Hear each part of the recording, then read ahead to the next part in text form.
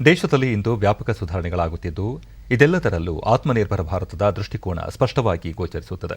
ಸ್ವಾವಲಂಬಿ ಭಾರತ ಕೇವಲ ಆಲೋಚನೆಯಷ್ಟೇ ಅಲ್ಲ, ಅದು ಯೋಜಿತ ಸಮಗ್ರ ಆರ್ಥಿಕ ಕಾರ್ಯತಂತ್ರವೂ ಆಗಿದೆ ಎಂದು ಪ್ರಧಾನಿ ನರೇಂದ್ರ ಮೋದಿ ಪ್ರತಿಪಾದಿಸಿದ್ದಾರೆ. ವಿಡಿಯೋ ಕಾನ್ಫರೆನ್ಸಿಂಗ್ ಮೂಲಕ ಬಾಹ್ಯಾಕಾಶ ಮತ್ತು ಉಪಗ್ರಹ ಕಂಪನಿಗಳ ಪ್ರಮುಖ ಸಂಘಟನೆಯಾದ ಭಾರತೀಯ ಬಾಹ್ಯಾಕಾಶ ಸಂಘ ಐಎಸ್ಪಿಎಗೆ ಚಾಲನೆ ನೀಡಿದ ಅವರು, ಆತ್ಮನಿರ್ಭರ ಭಾರತ ಕಾರ್ಯತಂತ್ರವು ಇಲ್ಲಿನ ಉದ್ಯಮಿಗಳು ಮತ್ತು ಯುವ ಜನರ ಕೌಶಲ್ಯವನ್ನು ಹೆಚ್ಚಿಸಿ ದೇಶದ ಉತ್ಪಾದನಾ ಶಕ್ತಿಯನ್ನಾಗಿ ಪರಿವರ್ತಿಸುತ್ತದೆ ಎಂದರು.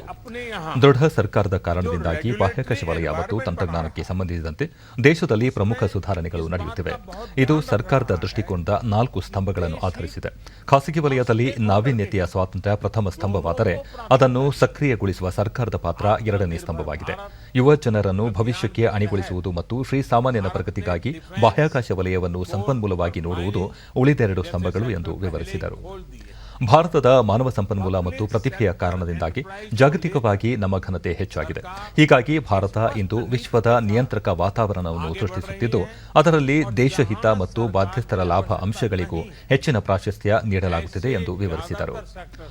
ಆತ್ಮನಿರ್ಭರ ಭಾರತ ಅಭಿಯಾನದ ಅಡಿಯಲ್ಲಿ ರಕ್ಷಣೆ, ಕಲ್ಲಿದ್ದಲು, ಗಣಿಗಾರಿಕೆ ಕ್ಷೇತ್ರಗಳನ್ನು ಈಗಾಗಲೇ ಮುಕ್ತಗೊಳಿಸಿದೆ. ಸಾರ್ವಜನಿಕ ವಲಯದ ಉದ್ದಿಮೆಗಳ ವಿಚಾರದಲ್ಲಿ ಸರ್ಕಾರ ಒಂದು ಸ್ಪಷ್ಟ ನೀತಿಯೊಂದಿಗೆ ಮುಂದೆ ಸಾಗಿದೆ.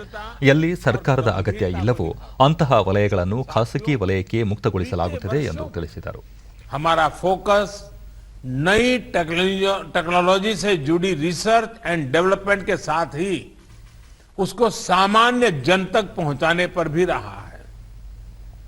पिछले 7 साल में तो स्पेस टेक्नोलॉजी को हमने last mile delivery, leakage free और ट्रांसपेरेंट गवर्नेंस का अहम टूल बनाया है.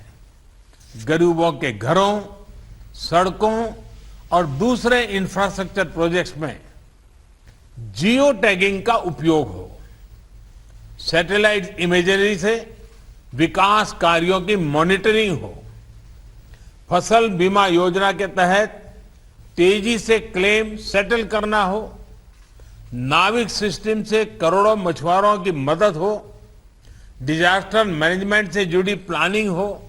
हर स्तर पर स्पेस टेक्नोलॉजी गवर्नेंस के प्रोएक्टिव और ट्रांसपेरेंट बनाने में मदद कर रही है. साथियों, टेक्नोलॉजी जब सबकी पहुंच में होती है, तब कैसे परिवर्तन हो सकते हैं, इसका एक और उदाहरण ಡಿಜಿಟಲ್ ಟೆಕ್ನಾಲಜಿ. ಹೊಸ ತಂತ್ರಜ್ಞಾನಗಳಿಗೆ ಸಂಬಂಧಿಸಿದ ಸಂಶೋಧನೆಗಳ ಲಾಭವನ್ನು ಶ್ರೀಸಾಮಾನ್ಯರಿಗೆ ತಲುಪಿಸಲು ಕಳೆದ 7 ವರ್ಷಗಳಲ್ಲಿ ಗಮನ ಹರಿಸಲಾಗಿದೆ ಎಂದ ಪ್ರಧಾನಿ, ಪಾರದರ್ಶಕ ಆಡಳಿತಕ್ಕೆ ಒತ್ತು ನೀಡಿದೆ ಎಂದರು. 130 ಕೋಟಿ ಜನರ ಪ್ರಗತಿಗೆ ಬಾಹ್ಯಾಕಾಶ ವಲಯ ದೊಡ್ಡ ಮಾಧ್ಯಮವಾಗಲಿದೆ ಎಂದ ಪ್ರಧಾನಿ, ಶ್ರೀಸಾಮಾನ್ಯರಿಗಾಗಿ ಉತ್ತಮ ನಕ್ಷೆ, ಚಿತ್ರ ಮತ್ತು ಸಂಪರ್ಕ ಸೌಲಭ್ಯವೇ ಬಾಹ್ಯಾಕಾಶ ಕ್ಷೇತ್ರವಾಗಿದೆ ಎಂದರು. ಉಪಗ್ರಹ ನೆರವಿನಿಂದ ದೇಶದ ಪ್ರಗತಿಯ ನಿಗಾ ವಹಿಸುವ ಜಿಯೋ ಟ್ಯಾಗ್ ಮಾಡುವ ಕುರಿತಂತೆ ಪ್ರಧಾನಿ ಮಾತನಾಡಿದರು. ಬೆಳೆ ವಿಮೆ ಯೋಜನೆ ಅಡಿಯಲ್ಲಿ ತ್ವರಿತವಾಗಿ ಕ್ಲೇಮ್ ಇತ್ಯರ್ಥಪಡಿಸಲು ಸಾವಿರಾರು ಮೀನುಗಾರರಿಗೆ ನೆರವು ನೀಡುವುದು, ವಿಪತ್ತು ನಿರ್ವಹಣೆ ಕುರಿತ ಯೋಜನೆ ಎಲ್ಲಕ್ಕೂ ಬಾಹ್ಯಾಕಾಶ ತಂತ್ರಜ್ಞಾನ ಆಡಳಿತಕ್ಕೆ ನೆರವಾಗುತ್ತದೆ ಮತ್ತು ಆಡಳಿತವನ್ನು ಪಾರದರ್ಶಕಗೊಳಿಸುತ್ತದೆ ಎಂದರು. ತಂತ್ರಜ್ಞಾನದಿಂದ ಆಗಬಹುದಾದ ಪ್ರಗತಿಯನ್ನು ಪ್ರಸ್ತಾಪಿಸಿದ ಪ್ರಧಾನಿ, ಡಿಜಿಟಲ್ ಪಾವತಿಯಿಂದ ಆಗುತ್ತಿರುವ ಅನುಕೂಲಗಳನ್ನು ತಿಳಿಸಿದರು. ಕೇಂದ್ರ ಬಾಹ್ಯಾಕಾಶ ಖಾತೆ ರಾಜ್ಯ ಸಚಿವ ಜಿತೇಂದ್ರ ಸಿಂಗ್, ಇಸ್ರೋದ ಅಧ್ಯಕ್ಷ ಡಾ ಕೆ ಸಿವನ್ ಮತ್ತಿತರರು ಕಾರ್ಯಕ್ರಮದಲ್ಲಿ ಉಪಸ್ಥಿತರಿದ್ದರು. हर कोने तक पहुंचाने हैं और हम सब जानते हैं कि इसमें स्पेस टेक्नोलॉजी का बहुत योगदान हो सकता है.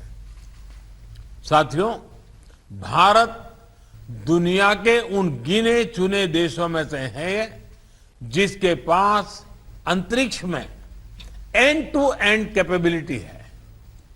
हमने स्पेस टेक्नोलॉजी के सभी पहलुओं जैसे सैटेलाइट्स, लॉन्च व्हीकल्स, एप्लीकेशन से लेकर इंटरप्लैनेटरी मिशन में महारत हासिल की है. हमने एफिशिएंसी को अपने ब्रांड का अहम हिस्सा बनाया है. आज जब इंफॉर्मेशन एज से हम स्पेस एज की तरफ बढ़ रहे हैं, तब इस एफिशिएंसी की ब्रांड वैल्यू को हमें और सशक्त करना है.